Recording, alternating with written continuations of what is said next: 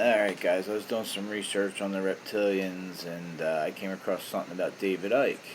While researching David Icke, I came across this, and I think they say it best. This is Rhett Link from Good Mythical Morning, and I'm going to switch over to them here and listen to this.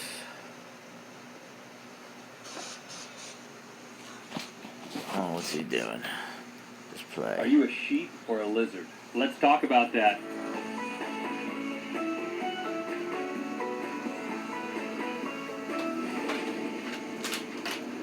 Good mythical morning. Thank you for making us a part of your daily That's routine. Rhett. Link, what is your opinion on That's lizards? Link. I respect lizards, but I do not touch them. Really? Yeah. They're tough to catch. You can catch them by the tail sometime, and then they get away, and you keep the tail. My kids try to catch them, and I act like I'm not afraid while they're doing it. What if I told you that they were in a secret space station inside the moon, controlling everything you think? I would say... I wouldn't believe you unless you started shaking your head and like laughing maniacally under your breath. And then I'd be like, okay, I'm in on whatever this is. Well, that's an oversimplification of something that a man named David Icke does believe, and I have been introduced into the world of David Icke. I've spent a lot of time just... You and Dave? I feel like I went to the moon space station. I feel like I've gone and I've come back and I'm here to report to you and the mythical beast on what I have learned. Okay, so this is like a public service announcement. Not really. Okay, listen. It's like a crash course in lizards? Yeah, crash course in lizards. Tell me about Lizards 101. Okay, David Icke, he believes that the world is controlled by a race of 12-foot-tall, blood-sucking, shape-shifting alien, reptilian, human hybrids.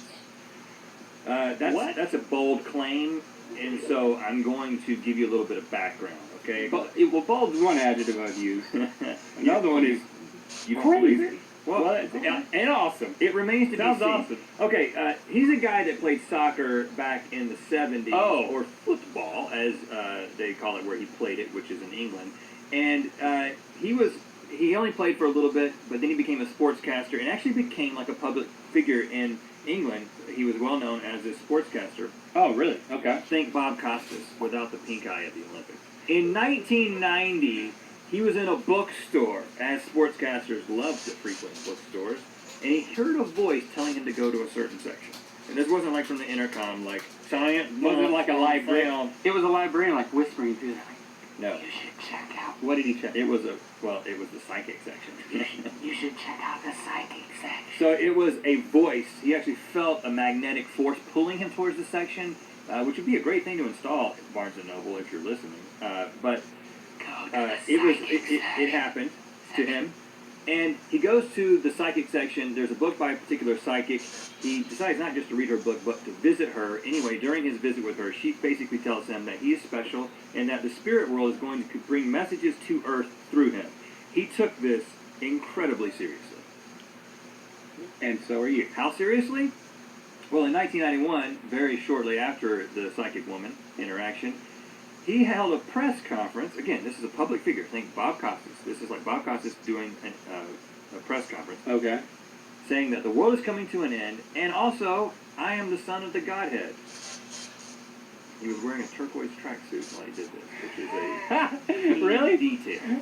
Because he was also entering the turquoise period, where that's what he calls it, man. Like once a month. And this isn't just like something like your wife goes through in May. You know,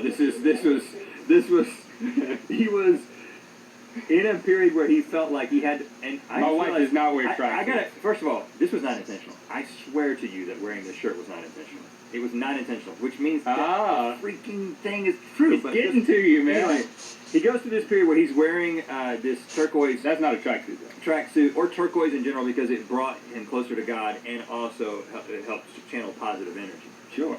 Of course, he's saying these things. This gets a little bit of attention, so he gets invited onto a talk show, the Terry Wogan Show, a major British talk show, where this happens. Was it a great shock for you to discover this at 38?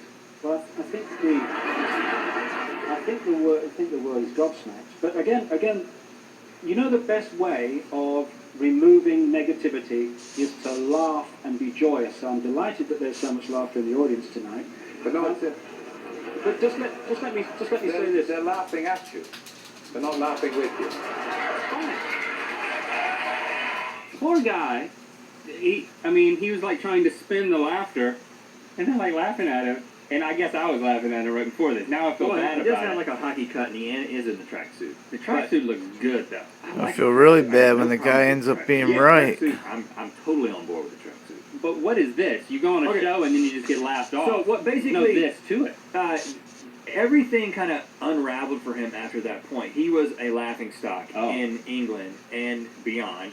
And he couldn't go into a pub without being made fun of. He was being chased by the paparazzi. People were like, it's Bob Costas. I'm putting it in terms for you. Bob Costas is crazy. He always wears a tracksuit. Mm-hmm. So this got into a point where he was willing to just let go of. He had no reservations. And he just started saying exactly what he thought, which is he believes the world is controlled by a small group of people called the Babylonian Brotherhood, kind of like the Illuminati. You know, they've infiltrated the government and they're running the world. They're the people who are really in control, not the puppets like the presidents and the prime ministers, but actually the Babylonian Brotherhood. But they're shape-shifting lizards. They're shape-shifting human-lizard hybrids, Link. Because back in Babylonian times, thousands of years ago, these lizard aliens came to Earth and they mated. That's the international symbol for mating. At least no, it's a mythical warning. It's not. And they mated and they made human lizard hybrid people that have started this race. There's multiple races, but let's keep it simple. They started a race of hybrids that have, through the generations, ruled the world. You can't tell it because they're shape-shifting. You can't just look at them. They don't have weird eyes or anything. They don't smell like they've been in a pet store. They are just these hybrid shapeshifters. But here's a few people that he believes are these lizard people. Queen Elizabeth II, the Bush family. That's George, the first George and the second George. Bob Hope, Al Gore, Chris Christopherson, country singer and actor, and Boxcar Willie. Which this is the most... He's a country music singer too. He is, right? And this is the most convincing to me because he has a song called 16 Chickens and a Tambourine. I'm sure it's a great... And he also believes chickens and a tambourine. That the moon... All I need in life. Is the moon is like the Death Star. It's an empty space. It's a planetoid.